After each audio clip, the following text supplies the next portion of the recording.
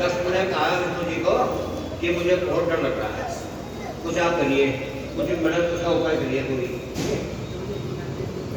तो हे प्रभु, आप यज्ञ स्वरूप हैं, आप जैसे भी हो इस यज्ञ की रक्षा कीजिए, ठीक है, इस यज्ञ की रक्षा कीजिए और मेरी भी रक्षा कीजिए। विष्णु जी ने उसे समझाया कि हे दक्ष, तुमने शिव जी से पैर क्यों मोड़ लिया, यह उसी का ही फल है।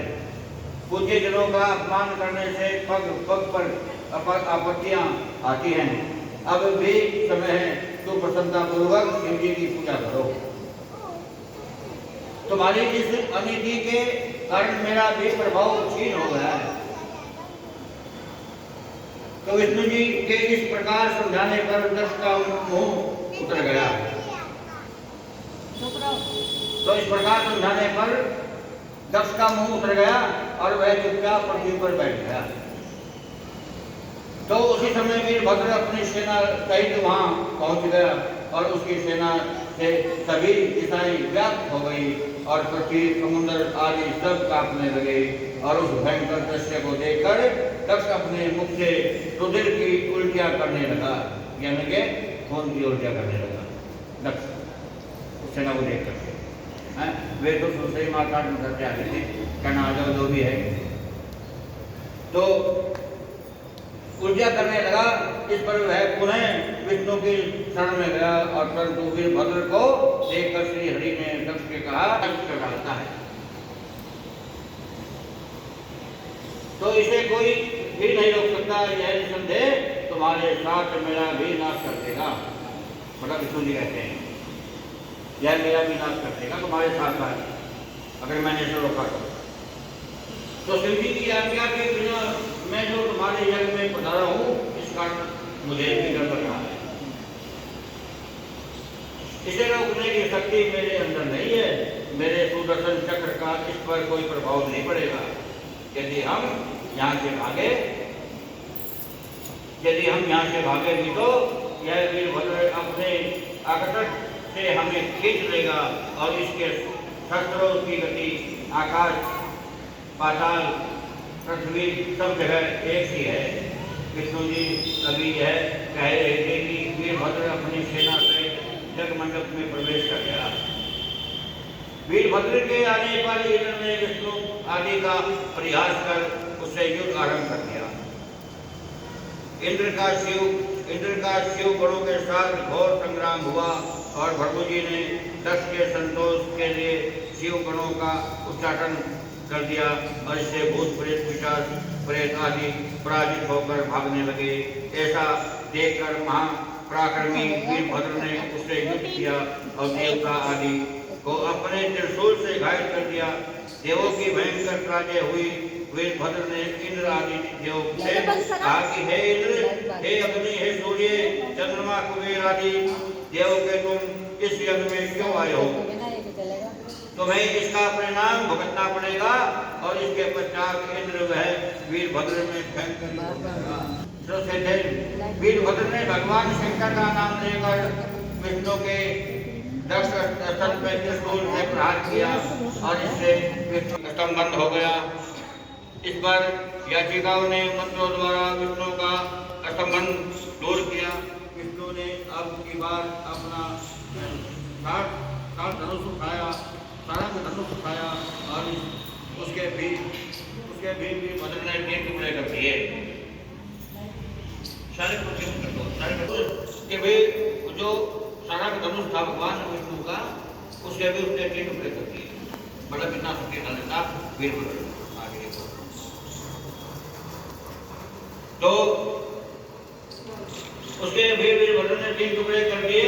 तो इस पर हम कश्यप और हरितनेमी आदि मुनियों को पकड़कर वीरभद्र ने उनको लातों से मारा। अब देखो कितने हमारे ऋषि मुनि हुए थे, जो अपने आप में मतलब वे ऋषि मुनि मतलब बहुत शक्तिशाली थे। मेरे को ऋषि मुनि वहाँ गए हुए थे, मनीषी वगैरह कश्यप आदि सब ऋषि जो वहाँ गए हुए थे, उनमें सब जो बहुत शक्तिशाली थे कि उसने अपने नाखूनों से नाक काट डाली तथा अन्य सभी देवताओं को पटक पटक कर मार डाला।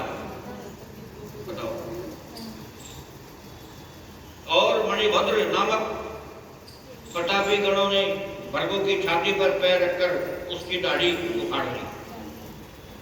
मतलब उसे गेर के नीचे और घर का पैर भी छाती पर दाढ़ी काट ली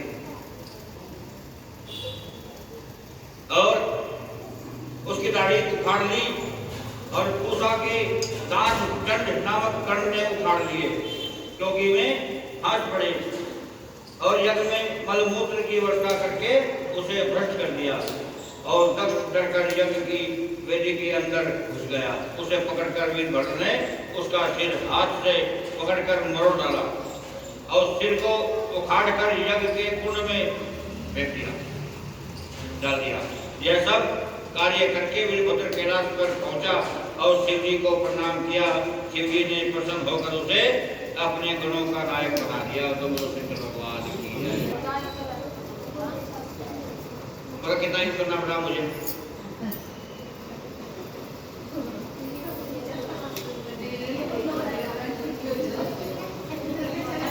कैसे दूर करूं कि दक्ष वे जीवित हो जाए और उसका यज्ञ के उसमें भाग लिया। अतः विष्णु जी बोले कि आप सब लोग शिव जी की शरण में जाओ, नहीं तो प्रलय हो जाएगी। फिर हम सब विष्णु भगवान को साथ में लेकर कैलाश पर गए और वहाँ एक विशाल वट वृक्ष के नीचे शिव जी को बैठा हुआ देखकर उन्हें नमस्कार किया और उनकी स्तुति करने लगे। हे दया सिंधु, हे परमेश्वर, आपकी कृपा के बिना हम नष्ट भ्रष्ट हो गए हैं। हे भगवान शंकर जी, हमारी रक्षा कीजिए, हमारी विपत्तियों से रक्षा कीजिए। हे स्वामी, प्रसन्न होकर दक्ष के यज्ञ को पूर्ण करने की कृपा कीजिए। हम सब लोग इस यज्ञ में आपका भाग अवश्य दिखा देंगे। हे स्वामी, इस यज्ञ को हम के ब्रह्मा और विष्णु जी शिव जी के चरणों में गिर पड़े।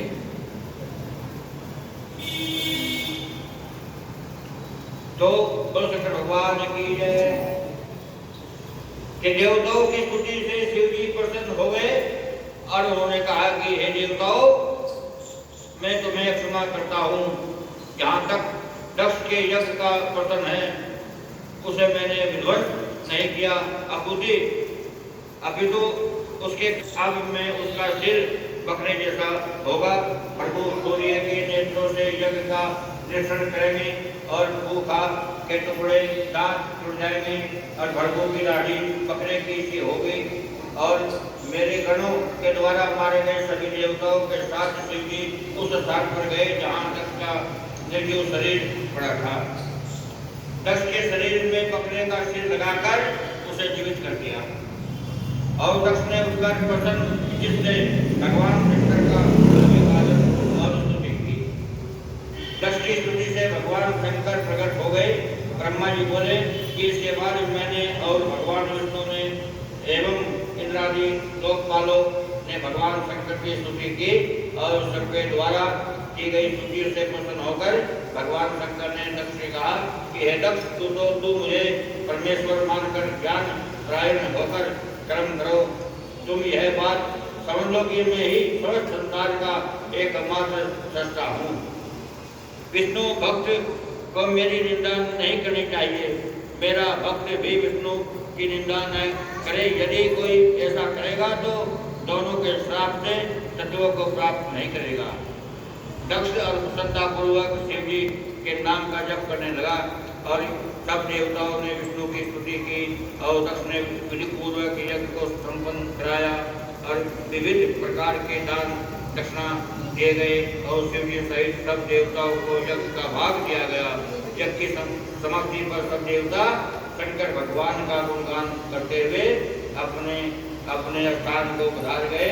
शिव जी भी अपने गणों के साथ कैलाश को चले गए। बोलो शंकर भगवान की जय।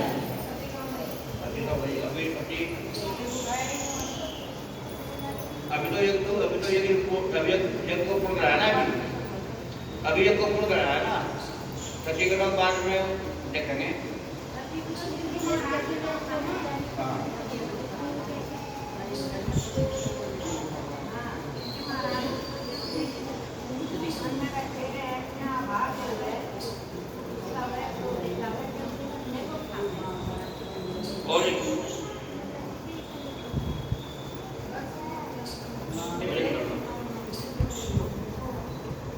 अरे